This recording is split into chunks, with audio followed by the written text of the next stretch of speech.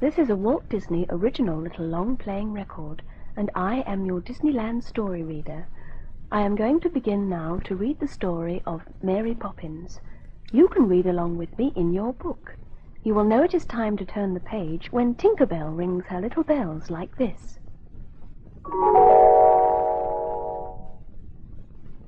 Let's begin now.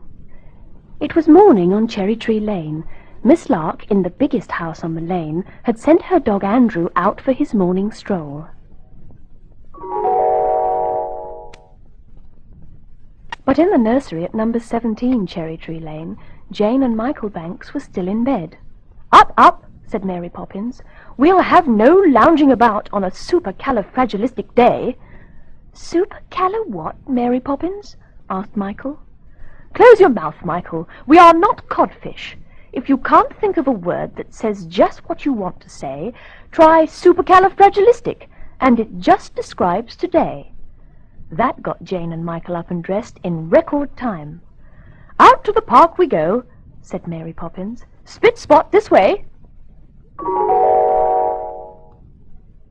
Mary Poppins stopped to speak to Andrew, Miss Lark's little dog. "Yip, yap, yap," said Andrew. "Again," said Mary Poppins. "Yap, yap," said Andrew. "Oh, yes, of course," said Mary Poppins. "I'll go straight away, and thank you very much." Then, taking Jane and Michael by the hand, Mary Poppins started off the way Andrew had come. She led them at a brisk pace down narrow, twisting streets they had never seen before, until at the door of a small house she stopped. Rap, rap, went the parrot's head handle of Mary Poppins' umbrella. The door was opened by Mary's friend, Bert. "How is he?" Mary Poppins asked. Bert shook his head. "Never seen him like this," he said, "and that's the truth." Bless my soul," gurgled a voice, rich with chuckles. "Is that Mary Poppins? I'm delighted to see you, my dear." Jane and Michael looked about. They could see no one in the room until Mary Poppins spoke. "Uncle Albert, you promised not to go floating around again," she said, and she seemed to be speaking to the ceiling. Jane and Michael looked up. There, in the air, sat Mary Poppins' Uncle Albert, chuckling merrily. "I know, my dear," said Uncle Albert, wiping a merry eye. "I tried, really I did. But I do so enjoy laughing, you know. And the moment I start, it's all up with me." To the children he whispered, "It's laughing that does it, you know."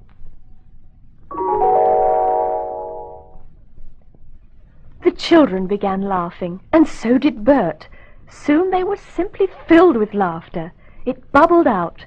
But still they felt lighter and lighter until their feet left the floor, and up they floated till their heads bumped the ceiling. "I must say you're a sight, the lot of you," said Mary Poppins, her arms folded in a way that Jane and Michael knew meant that she disapproved.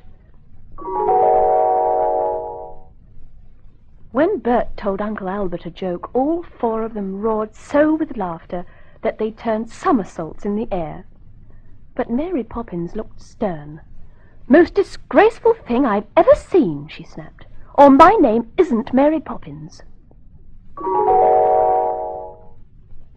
"Speaking of names," said Bert, "I know a man with a wooden leg named Smith."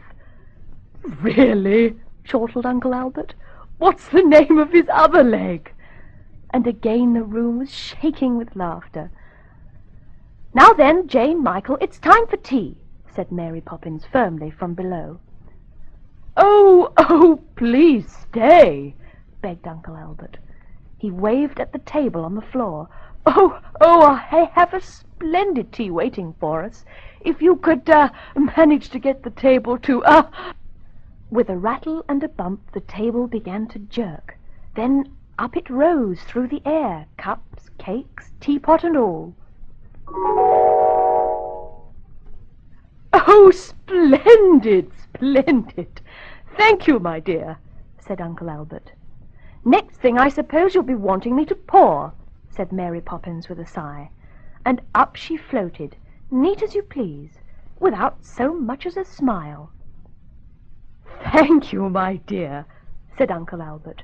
"I'm having such a good time. Why, I wish you could all stay up here with me always." "We'll jolly well have to," Michael grinned. "There's no way to get down." "Well, to be honest," said Uncle Albert, "there is a way. Just think of something sad and down you go."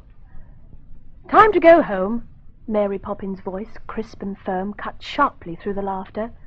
And suddenly, at that sad thought, down came Jane and Michael, Uncle Albert and Bert, bump, bump, bump, bump on the floor. "Goodbye," said Michael. "We'll be back soon." "And thank you," said Jane soberly. "We've had a lovely time." Back home, Jane and Michael tried to tell their father about their adventure. "We floated in the air and had tea on the ceiling," Jane began. "And there was this man with the wooden leg named Smith," Michael broke in. "Poppins!" cried Mr. Banks. "What is the meaning of this?" "Children will be children," sniffed Mary Poppins. "And these two are up past their bedtime. Spit spot!" Michael and Jane just looked at each other. "Anyway," said Jane, kicking off a slipper, "it was a supercalifragilistic day."